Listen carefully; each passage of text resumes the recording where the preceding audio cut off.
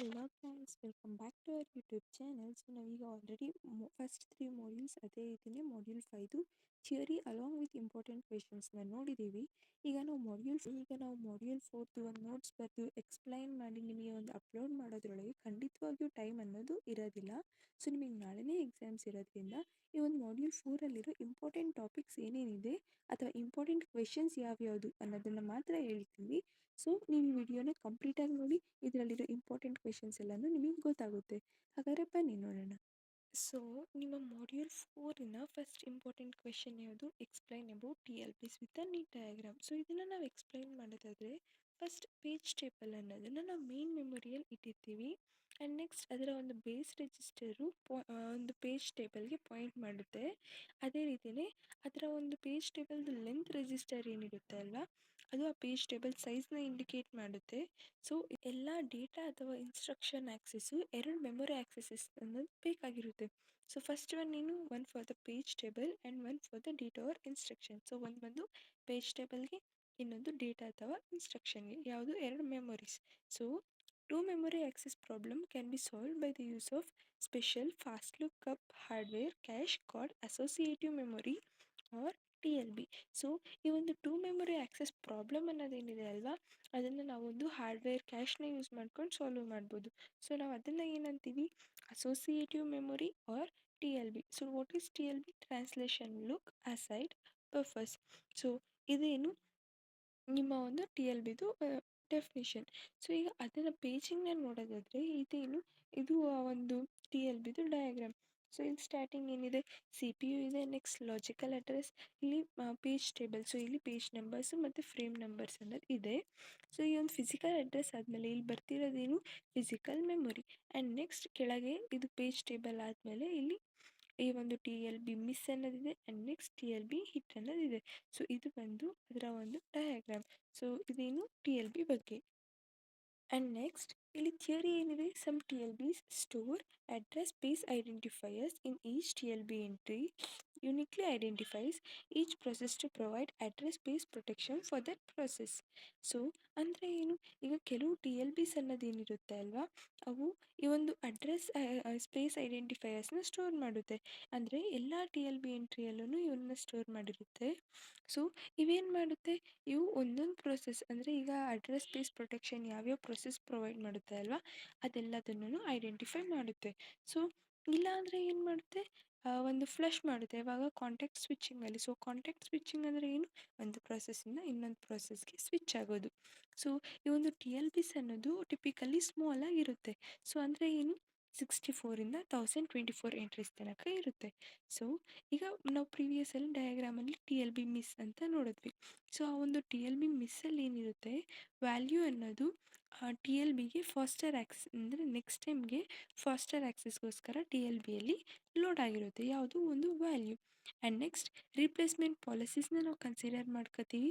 ಅದೇ ರೀತಿಯೇ ಕೆಲವೊಂದು ಎಂಟ್ರೀಸ್ ಇರುತ್ತೆ ಅಲ್ವಾ, ಅದನ್ನು ನಾವು ಪರ್ಮನೆಂಟ್ ಫಾಸ್ಟ್ ಆ್ಯಕ್ಸಸ್ ಆಗಿ ವೈರ್ ಡೌನ್ ಮಾಡ್ತೀವಿ.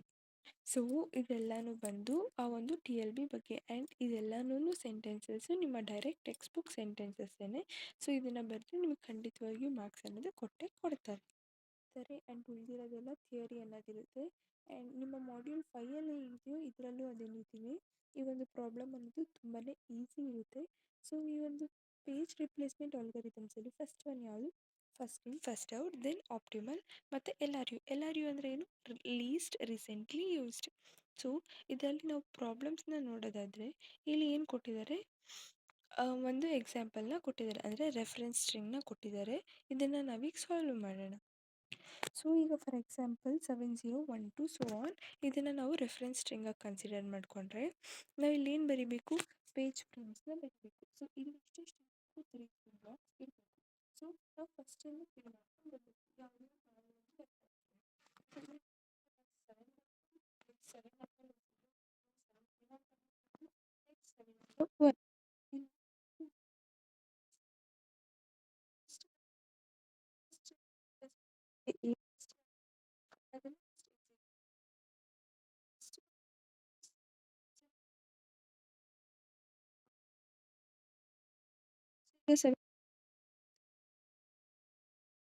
ನೆಕ್ಸ್ಟ್ ಹೀಗೆ ಈಗ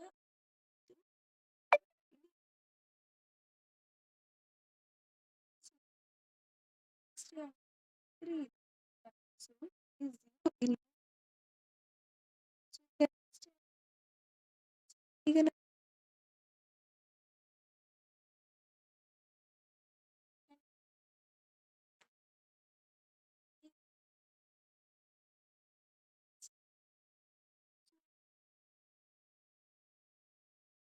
ನೆಕ್ಸ್ಟ್ 4 ಈಗ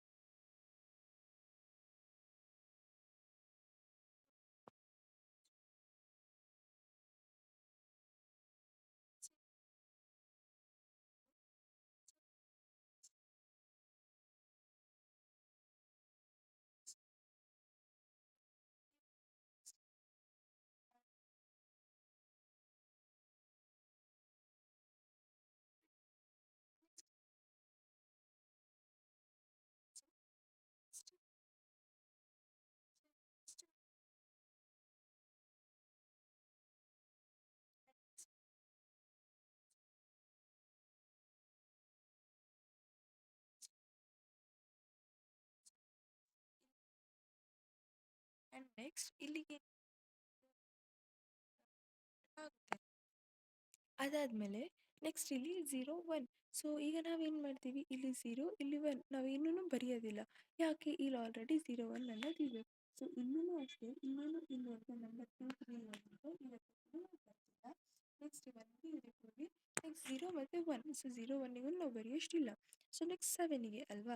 ಸೊ ಇದರಲ್ಲಿ 7 ಅನ್ನೋದು ಇಲ್ಲ. ಸೊ ನಾವೇನು ಮಾಡ್ತೀವಿ, ಫಸ್ಟ್ ರಿಮೂವ್ ಮಾಡಿ ಇಲ್ಲಿ 7ನ ಬರಿತೀವಿ. ನೆಕ್ಸ್ಟ್ 1 2. ನೆಕ್ಸ್ಟ್ ಏನು 0ಗೆ. ಸೊ ಇಲ್ಲಿ 0 ಇಲ್ಲದೆ ಇರೋದ್ರಿಂದ 7. ನೆಕ್ಸ್ಟ್ ಬಂದರೆ ಈ 7 ಅನ್ನೋದು ರೀಸೆಂಟಾಗಿ ಬಂತು. ಇದಕ್ಕಿಂತ ಮೊದಲು ಸೊ 1ನ ರಿಮೂವ್ ಮಾಡಿ ಅದ್ರ ಪ್ಲೇಸಲ್ಲಿ 0ನ ಬರಿತೀವಿ. ಆ್ಯಂಡ್ ನೆಕ್ಸ್ಟ್ ನಮಗೆ ಲಾಸ್ಟಿಗೆ ಬೇಕಾಗಿರೋದು ಯಾವುದು 1 ಅಲ್ವಾ. ಸೊ ಬಟ್ ನಮಗೆ ಇಲ್ಲಿರೋದೇನು 2. ಸೊ ಇದು ಫಸ್ಟ್ ಬಂದಿರೋದು 2ನೇ, ಏಕೆಂದರೆ 7 0 ಇವಾಗ ಬಂದಿರೋದು. ಸೊ 2ನ ರಿಮೂವ್ ಮಾಡಿಬಿಟ್ಟು ಕೊನೆಗೆ 1ಅನ್ನು ಬರಿತೀವಿ. ಸೊ ಇದೇನು ರೆಫರೆನ್ಸ್ ಸ್ಟ್ರಿಂಗ್ನ ಯೂಸ್ ಮಾಡಿಕೊಂಡು ಪೇಜ್ ಫ್ರೆಂಡ್ಸಿಗೆ ಈ ರೀತಿ ಮಾಡ್ಬೋದು, ಯಾವುದು ಫಸ್ಟ್ ಕಮ್ ಫಸ್ಟ್ ಸರ್ವಲ್ಲಿ. ಆ್ಯಂಡ್ ನೆಕ್ಸ್ಟ್ ಈಗ ಆಪ್ಟಿಮಲ್ ಪೇಜ್ ರಿಪ್ಲೇಸ್ಮೆಂಟ್. ಸೊ ಇದರಲ್ಲೂ ಒಂದು ರಿಪ್ಲೇಸ್ಮೆಂಟ್ ಸ್ಟ್ರಿಂಗ್ನ ಇದೇ ಕೊಟ್ಟಿದ್ದಾರೆ. ಸೊ ಇದನ್ನು ನೋಡೋದಾದರೆ, ಸೊ ಇನ್ನೂ ನಾವು ಪ್ರೀವಿಯಸ್ಸಾಗಿ ಹೇಗೆ ಬರ್ಕೊಂಡು ಅದೇ ರೀತಿಯೇ ಪೇಜ್ ಫ್ರೆಂಡ್ಸ್ನ ಬರ್ಕೋಬೇಕು. ಸೊ ಫಸ್ಟ್ ಏನಿದೆ 7 ಇದೆ ಅಲ್ವಾ. ಸೊ ನೆಕ್ಸ್ಟ್ ಏನು 7 0 ಮತ್ತು 1ಗೆ 7 0 1. ಸೊ ಈಗ ನಾವು 7 ಅನ್ನೋದಿದೆ, ನೆಕ್ಸ್ಟ್ ಏನಿದೆ 2 ಅನ್ನೋದಿದೆ. ಸೊ ನಾವು ಇದನ್ನು ರೀಪ್ಲೇಸ್ ಮಾಡಬೇಕು. ಸೊ ಇಲ್ಲಿ ಫಸ್ಟ್ ಯಾವುದಿದೆ 7 ಇದೆ. ಸೊ 7ನ ರಿಮೂವ್ ಮಾಡಿ 2 0 1ನ ಬರೀತೀವಿ. ಸೊ ಇಲ್ಲಿ ನೆಕ್ಸ್ಟ್ ಏನಿದೆ 0 ಇದೆ. ಸೊ ಇಲ್ಲಿ ಆಲ್ರೆಡಿ 0 ಇರೋದ್ರಿಂದ ನಾವು ಇನ್ನೇನು ಬರೀಬೇಕಾಗಿಲ್ಲ. ಸೊ ಇದಾದಮೇಲೆ ನೆಕ್ಸ್ಟ್ ನೋಡೋದಾದರೆ ಈ 0ನ ಬಿಟ್ಬಿಡ್ತೀವಿ, ಏಕೆಂದರೆ ಈ 0 ಇವಾಗ ರೀಸೆಂಟಾಗಿ ಬಂದಿರೋದು. ಸೊ ಈ 0ನ ಕನ್ಸಿಡರ್ ಮಾಡ್ಕೊಳ್ಳೋದಿಲ್ಲ. ನೆಕ್ಸ್ಟ್ 3 ಬರೀಬೇಕು. ಸೊ ಈಗ 3 ಏನು ಮಾಡ್ತೀವಿ, 1ನ ಕ್ಯಾನ್ಸಲ್ ಮಾಡ್ತೀವಿ. ಯಾಕೆ, ಇಲ್ಲಿ 0 ರೀಸೆಂಟಾಗಿ ಬಂದಿರೋದು. ಸೊ 1ನ ಕ್ಯಾನ್ಸಲ್ ಮಾಡಿ 3 ಅನ್ನೋದನ್ನ ಬರೀತೀವಿ. ನೆಕ್ಸ್ಟ್ ಮತ್ತೆ 0. ಸೊ ಇಲ್ಲಿ ಆಲ್ರೆಡಿ 0 ಇರೋದ್ರಿಂದ ಇದನ್ನು ನಾವೇನು ಮಾಡ್ತೀವಿ, ಹಾಗೇನೆ ಬಿಡ್ತೀವಿ. ಸೊ ಈಗೇನಾಗುತ್ತೆ, ಈ ಒಂದು 4 ಈ 4ನ ಬರೀಬೇಕಾಗುತ್ತೆ. ಸೊ ಇಲ್ಲಿ ನಾವೇನು ಮಾಡ್ತೀವಿ, ಈಗ 0ನ 4ಇಂದ ರೀಪ್ಲೇಸ್ ಮಾಡ್ತೀವಿ. ಈ ಒಂದು ಆಪ್ಟಿಮಲ್ನಲ್ಲಿ ಏನು ಮಾಡ್ತೀವಿ ಅಲ್ವಾ, ಹತ್ತಿರದಲ್ಲಿ ಏನಿದೆ ಅದನ್ನು ರಿಪ್ಲೇಸ್ ಮಾಡ್ತೀವಿ. ಸೊ ಈಗ ಈ ಒಂದು 0ನ ನಾವು ಯಾಕೆ ರಿಪ್ಲೇಸ್ ಮಾಡಿಲ್ಲ, ಇದು ಆಲ್ರೆಡಿ ಇನ್ನೂ ಇತ್ತು, ಸೊ ಅದಕ್ಕೆ ಮಾಡಿಲ್ಲ. ಸೊ ಇಲ್ಲಿ ನಾವು 0ನ 4ಇಂದ ರಿಪ್ಲೇಸ್ ಮಾಡ್ತೀವಿ.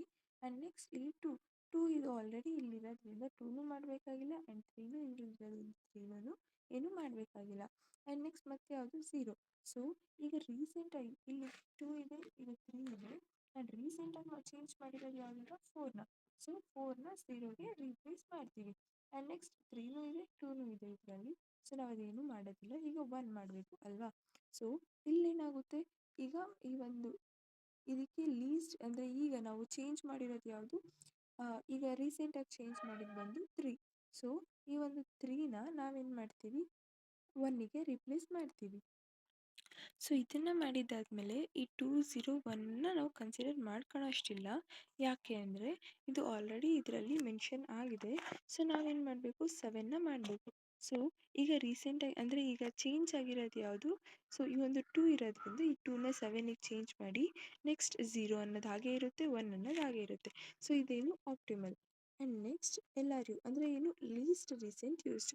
ಸೊ ಈಗ ರೀಸೆಂಟಾಗಿ ಅಂದರೆ ಲೀಸ್ಟ್ ರೀಸೆಂಟ್ ಯಾವ್ದು ಯೂಸ್ ಮಾಡಿರ್ತೀವಿ ಅದನ್ನು ಚೇಂಜ್ ಮಾಡ್ತಾ ಹೋಗೋಣ. ಸೊ ಇದರಲ್ಲಿ ಏನು ಪ್ರೀವಿಯಸಲ್ಲಿ ಹೇಗೆ ಬರೋದು ಅದೇ ರೀತಿ 701 ತನಕ ಬರೀಬೇಕು. ಆ್ಯಂಡ್ ನೆಕ್ಸ್ಟ್ ಇಲ್ಲಿ ಫಸ್ಟ್ ಇಲ್ಲಿ ಲೀಸ್ಟಾಗಿ ಯೂಸ್ ಮಾಡಿರೋದು ಯಾವುದು, 7. ಸೊ ಈಗ ಏನು ಮಾಡ್ತೀವಿ, 2ನ ಅದಕ್ಕೆ ರಿಪ್ಲೇಸ್ ಮಾಡ್ತೀವಿ. ನೆಕ್ಸ್ಟ್ ಇಲ್ಲಿ 0 ಇರೋದ್ರಿಂದ ಇಲ್ಲೇನು ಬರೆಯೋಷ್ಟಿಲ್ಲ. ಆ್ಯಂಡ್ ದೆನ್ ಇಲ್ಲಿ 20 ಇಲ್ಲಿ ಮತ್ತೆ 1ನ ರಿಪ್ಲೇಸ್ ಮಾಡಿದ್ದೀವಿ. ಯಾಕೆ, ಇಲ್ಲಿ ನಾವು 7ನ ರಿಮೂವ್ ಮಾಡಿದ್ದೀವಿ. ಆ್ಯಂಡ್ ಇಲ್ಲಿ ನೆಕ್ಸ್ಟ್ ಇರೋದು ಯಾವುದು, 2 ಮತ್ತು 0 ಮತ್ತು 1. ಸೊ ಈ 0ನ ಈಗ ಯೂಸ್ ಮಾಡಿದ್ದೀವಿ, ಆದರೆ ಈ 2ನ 0ಗಿಂತಲೂ ಇಲ್ಲಿ ಯೂಸ್ ಮಾಡಿರೋದು ಯಾವುದು, 2. ಸೊ ಅದಕ್ಕಿಂತ ಇಲ್ಲಿ ಯೂಸ್ ಮಾಡಿರೋದು ಯಾವುದು, 1. ಸೊ ನಾವು 1ನ ಕನ್ಸಿಡರ್ ಮಾಡಿಕೊಂಡು ಅದನ್ನು ರಿಪ್ಲೇಸ್ ಮಾಡಬೇಕು. ನೆಕ್ಸ್ಟ್ ಇಲ್ಲಿ 0 ಇರೋದ್ರಿಂದ ಇಲ್ಲಿ ಹಾಕೋಷ್ಟಿಲ್ಲ. ಇನ್ನು ನೆಕ್ಸ್ಟ್ ಇದೆ ಯಾವುದು, 4 ಅಲ್ವಾ. ಸೊ ಈ 4ಗೆ ನೋಡೋದಾದರೆ ಇಲ್ಲಿ ಏನಿದೆ, 2 0 3 ಇದೆ. ಸೊ 2 ಇರೋದು 0 ಇರೋದು 3 ಇದೆ. ಸೊ ಎಲ್ಲದಕ್ಕಿಂತ ದೂರ ಇರೋದು ಯಾವುದು, 2. ಸೊ ಈಗ ನಾವೇನು ಮಾಡ್ತೀವಿ, 4ನ 2ಇಂದ 4ಗೆ ರೀಪ್ಲೇಸ್ ಮಾಡ್ತೀವಿ. ಸೊ ಇಲ್ಲಿಗೆ 4 ಅನ್ನೋದು 4 ಕಂಪ್ಲೀಟ್ ಆಗುತ್ತೆ. ನೆಕ್ಸ್ಟ್ ನಾವೇನು ಮಾಡಬೇಕು, 4 0 3 ಇದೆ, 2ಗೆ ರಿಪ್ಲೇಸ್ ಮಾಡಬೇಕು. ಅಂದರೆ ಇಲ್ಲಿ ಏನಿದೆ 4, ಇಲ್ಲಿ 0, ಇಲ್ಲಿ 3. ಸೊ ಎಲ್ಲದಕ್ಕಿಂತ ದೂರ ಇರೋದು ಯಾವುದು, 3. ಸೊ ಈಗ ನಾವು 3ನ 2ಇಂದ ರಿಪ್ಲೇಸ್ ಮಾಡ್ತೀವಿ. ಆ್ಯಂಡ್ ನೆಕ್ಸ್ಟ್ ಇದು 3ಗೆ ಅಲ್ವಾ. ಸೊ ಇಲ್ಲಿ ಏನಿದೆ 4 0 2 ಇದೆ, ಅಂದರೆ ಇಲ್ಲಿ 4 ಇಲ್ಲಿ 2 ಇಲ್ಲಿ 0. ಸೊ ಲಾಸ್ಟಿಗೆ ಇರೋದು ಯಾವುದು, 0. ಸೊ ನಾವು ಆ 0ನ 3ಇಂದ ರಿಪ್ಲೇಸ್ ಮಾಡಬೇಕು. ಸೊ ಇದೇ ರೀತಿಯೇ ಕಂಟಿನ್ಯೂ ಮಾಡ್ತಾ ಹೋಗಬೇಕು. ಆ್ಯಂಡ್ ನೆಕ್ಸ್ಟ್ ಎಲ್ಲೆಲ್ಲಿರುತ್ತೆ ಅಲ್ಲಿ ಬರೆಯೋಷ್ಟಿಲ್ಲ. ಸೊ ಇದೇನು LRU ಅಥವಾ ಲೀಸ್ಟ್ ರೀಸೆಂಟ್ಲಿ ಯೂಸ್ಡ್. ಸೊ ಇದು ನಿಮ್ಮ ಮಾಡ್ಯೂಲ್ 4ಅಲ್ಲಿನ ಒಂದು ಮೋಸ್ಟ್ ಇಂಪಾರ್ಟೆಂಟ್ ಕ್ವೆಶನ್. ಆ್ಯಂಡ್ ಇದನ್ನು ಯಾವುದೇ ರೀತಿ ನ್ಯೂಮರಿಕಲ್ಸ್ ಕೊಟ್ಟು ಸಾಲ್ವ್ ಮಾಡೋಕ್ಕೆ ಹೇಳಿದ್ರು ನೀವು ಮಾಡ್ಬೋದು. ಇಂಪಾರ್ಟೆಂಟ್ ಕ್ವೆಶನ್ ಯಾವುದು, explain about demand paging. So ಅಂದರೆ ಏನು, bring a page in to memory only when it is needed. ಅಂದರೆ ನಾವು ಒಂದು ಪೇಜ್ನ ಮೆಮೊರಿಗೆ ಯಾವಾಗ ತರಬೇಕು, ಅದು ಯಾವಾಗ ಯೂಸ್ ಆಗುತ್ತೆ, ಯಾವಾಗ ನಮಗೆ ಬೇಕಾಗುತ್ತೆ ಅವಾಗಷ್ಟೇ ತರಬೇಕು. And less input R output needed, less memory needed, faster response and more users. So ಈ ಒಂದು ಡಿಮ್ಯಾಂಡ್ ಪೇಜಿಂಗಲ್ಲಿ ತುಂಬ ಯೂಸರ್ಸ್ ಇರ್ತಾರೆ, ರೆಸ್ಪಾನ್ಸನ್ನು ಬೇಗ ಇರುತ್ತೆ, ಮೆಮೊರಿ ಕಮ್ಮಿ ಬೇಕು, ಅದೇ ರೀತಿಯೇ ಇನ್ಪುಟ್ ಆರ್ ಔಟ್ಪುಟ್ ಅನ್ನೋದು ಕಮ್ಮಿನೇ ಬೇಕು. And next what is lazy swapper. So never swap a page in to memory unless page will be needed. ಅಂದರೆ ನಮಗೆ ಪೇಜ್ ಬೇಕು ಅಂತ ಅನ್ಸೋ ತನಕ ಆ ಒಂದು ಪೇಜ್ನ ನಾವು ಮೆಮೊರಿಗೆ ಸ್ವ್ಯಾಪ್ ಅನ್ನೋದು ಮಾಡಬಾರ್ದು. So swapper that deals with pages is called as pager. Sorry, ಈ ಒಂದು ಸ್ವ್ಯಾಪರ್ ಏನಿರುತ್ತೆ ಅಲ್ವಾ, ಪೇಜಸ್ ಜೊತೆ ಡೀಲ್ ಮಾಡೋದು, ಅದನ್ನು ನಾವು ಪೇಜರ್ ಅಂತ ಅಂತೀವಿ. ಸೊ ಇದೇನು ಡಿಮ್ಯಾಂಡ್ ಪೇಜಿಂಗ್ ಬಗ್ಗೆ. ಸೊ ನೀವು ಈ ಕ್ವೆಶನ್ನ ಇಷ್ಟೇ ಎಕ್ಸ್ಪ್ಲೈನ್ ಮಾಡಬಾರ್ದು, ನಾನು ನಿಮಗೆ ಆಲ್ಮೋಸ್ಟ್ ಟೈಮ್ ಇಲ್ಲದೇ ಇರೋದ್ರಿಂದ ಇದನ್ನು ಎಕ್ಸ್ಪ್ಲೈನ್ ಮಾಡ್ತಿರೋದು. ಸೊ ನೀವು ನಿಮ್ಮ ಒಂದು ಟೆಕ್ಸ್ಟ್ ಬುಕ್ಕಲ್ಲಿ ಆನ್ಸರ್ ಹೇಗಿರುತ್ತೋ ಅದೇ ರೀತಿಯೇ ಬರೀಬೇಕು. ನಾನು ಜಸ್ಟ್ ಇಂಪಾರ್ಟೆಂಟ್ ಕ್ವೆಶನ್ಸ್ ಅನ್ನೋದನ್ನು ಹೇಳ್ತಿದ್ದೀನಿ. ಸೊ ನೆಕ್ಸ್ಟ್ ಕ್ವೆಶನ್ ನೋಡೋದಾದರೆ, ಒಂದು ಮಾಡ್ಯೂಲಿನ ನೆಕ್ಸ್ಟ್ ಇಂಪಾರ್ಟೆಂಟ್ ಟಾಪಿಕ್ ಯಾವುದು, steps in handling a page fault. So ಇದು ನಿಮ್ಮ ನೆಕ್ಸ್ಟ್ ಮಾಡ್ಯೂಲಲ್ಲಿರೋ ಈ ಮಾಡ್ಯೂಲಲ್ಲಿರೋ ನೆಕ್ಸ್ಟ್ ಇಂಪಾರ್ಟೆಂಟ್ ಕ್ವೆಶನ್. ಸೊ ಇದು ಬಂದು ಅದರ ಡಯಾಗ್ರಾಮ್ ಯಾವುದು, ಆಪರೇಟಿಂಗ್ ಸಿಸ್ಟಮ್ ಮತ್ತು ಪೇಜ್ ಟೇಬಲ್, ಈ ಒಂದು ಫ್ರೀ ಫ್ರೇಮ್ಸ್, ಮೆಮೊರಿ, ಇದೆಲ್ಲನೂ ಏನು ಈ ಒಂದು ಅಂದರೆ steps in handling a page fault. So ಇದನ್ನು ಇದು ಬಂದು ನಿಮ್ಮ ಟೆಕ್ಸ್ಟ್ ಬುಕ್ ಡಯಾಗ್ರಾಮೇ ಯಾವುದು. ಸೊ ಇದನ್ನು ನೀವು ಒಂದು ಟೆಕ್ಸ್ಟ್ ಬುಕ್ಕಲ್ಲಿ ಹೇಗಿದ್ರೆ ಆ ರೀತಿ ಅದನ್ನು ಅರ್ಥ ಮಾಡಿಕೊಂಡು ನಿಮ್ಮ ಓನ್ ವರ್ಡ್ಸಲ್ಲಿ ಎಕ್ಸ್ಪ್ಲೈನ್ ಮಾಡಬೇಕು. ಸೊ ಇದೇನು steps in handling a page fault. So ಇದೂ ಒಂದು ಇಂಪಾರ್ಟೆಂಟ್ ಕ್ವೆಶನ್. ಈ ಒಂದು ಮಾಡ್ಯೂಲಿನ ನಿಮ್ಮ ನೆಕ್ಸ್ಟ್ ಇಂಪಾರ್ಟೆಂಟ್ ಟಾಪಿಕ್ ಯಾವುದು, ಥ್ರ್ಯಾಶಿಂಗ್. ಸೊ ಈ ಒಂದು ಥ್ರ್ಯಾಶಿಂಗ್ ಅಂದರೆ ಏನು, ಅದೊಂದು ಪ್ರೋಸೆಸ್. ಈಗ ಒಂದು ಪೇಜಸ್ನ ಸ್ವ್ಯಾಪ್ ಮಾಡೋದ್ರಲ್ಲಿ ಇನ್ ಆ್ಯಂಡ್ ಔಟ್ ಸ್ವ್ಯಾಪ್ ಮಾಡೋದ್ರಲ್ಲಿ ಬಿಸಿ ಇರುತ್ತೆ ಅಲ್ವಾ, ಅದು ಬಂದು ಥ್ರ್ಯಾಶಿಂಗ್. ಆ್ಯಂಡ್ ಇದು ಅದರ ಒಂದು ಡಯಾಗ್ರಾಮ್, ಅಂದರೆ CPU ಯುಟಿಲೈಸೇಷನ್ ಮತ್ತು ಡಿಗ್ರಿ ಆಫ್ ಮಲ್ಟಿ ಪ್ರೋಗ್ರಾಮ್, ಈ ಒಂದು ಕರ್ವ್ ಏನಿದೆ ಅಲ್ವಾ ಅದು ಬಂದು ಥ್ರ್ಯಾಶಿಂಗ್ದು. ಸೊ ಇದನ್ನೆಲ್ಲನೂ ನೀವು ಎಕ್ಸ್ಪ್ಲೈನ್ ಮಾಡಬೇಕು. ಆ್ಯಂಡ್ ಇದೂ ಒಂದು important question. Exam point of view ಅಲ್ಲಿ ಯಾವ್ಯಾವ ಕ್ವೆಶನ್ಸ್ ಕೇಳ್ತಾರೆ, ಈ ಒಂದು ವರ್ಚುವಲ್ ಮೆಮೊರಿ ಇಂಪ್ಲಿಮೆಂಟೇಷನ್ನ ಮತ್ತು issues when page fault occurs. So ಈ ಒಂದು ಪೇಜ್ ಫಾಲ್ಟ್ ಮತ್ತು ಇನ್ನೊಂದು ನಾನು ಪ್ರೀವಿಯಸ್ ಆಗಿ ಹೇಳ್ದಂಗೆ ಡಿಮ್ಯಾಂಡ್ ಪೇಜಿಂಗ್. ಆ್ಯಂಡ್ ನೆಕ್ಸ್ಟ್ ಈ ರೀತಿ needs of page replacement algorithm ಅಂತ ಕೇಳ್ಬೋದು. ಇದು ಕೇಳಿದ್ರೂ ನೆಕ್ಸ್ಟ್ ಆಪ್ಷನಲ್ಲಿ ಪ್ರಾಬ್ಲಮ್ ಅನ್ನೋದನ್ನು ಕೇಳಿರ್ತಾರೆ. ಸೊ ನೀವು ಪ್ರಾಬ್ಲಮ್ ಅನ್ನೋದನ್ನು ಎಕ್ಸ್ಪ್ಲೈನ್ ಮಾಡಿದ್ರೆ ಅದು ಈಸಿ ಆಗುತ್ತೆ. ಸೊ ಅದು ಯಾವ್ಯಾವುದು, ಈ LRU, FIFO ಮತ್ತು ಆಪ್ಟಿಮಲ್ ರಿಪ್ಲೇಸ್ಮೆಂಟ್ ಯೂಸ್ ಮಾಡ್ಕೊಂಡು ಮಾಡೋದು. ಸೊ ಇವೆಲ್ಲನೂ ಬಂದು ನಿಮ್ಮ ಒಂದು ಇಂಪಾರ್ಟೆಂಟ್ ಕ್ವೆಶನ್ಸ್. ಇದರ ಜೊತೆಗೆ ಇನ್ನೂ ಕೆಲವಿದೆ. ಸೊ ಅದ್ಯಾವುದು, ಫಸ್ಟ್ ಪೇಜಿಂಗ್ ಕಾನ್ಸೆಪ್ಟ್ ಮತ್ತು fragmentation. So internal fragmentation and external fragmentation ಇವೆರಡು ಏನು types of fragmentation. And next ಇದರಲ್ಲಿ ಅದೇನು ಸೆಗ್ಮೆಂಟೇಷನ್ ಅನ್ನೋದಿದೆ ಅಲ್ವಾ, ಅದ್ರ ಬಗ್ಗೆ ಶಾರ್ಟ್ ನೋಟ್ಸ್. ಸೊ ನಿಮ್ಮ ಒಂದು ಕಂಪ್ಲೀಟಾಗಿ ಏನಿರುತ್ತೆ ಫ್ರ್ಯಾಗ್ಮೆಂಟೇಷನ್, ಸ್ವ್ಯಾಪಿಂಗ್, ಥ್ರ್ಯಾಶಿಂಗ್, ನೆಕ್ಸ್ಟ್ ಪೇಜಿಂಗ್ ಮತ್ತು demand paging, steps in handling page fault. So ಇವೆಲ್ಲನೂ ಏನು ನಿಮ್ಮ ಒಂದು ಇಂಪಾರ್ಟೆಂಟ್ ಕ್ವೆಶನ್ಸ್ ಆಗಿರುತ್ತೆ.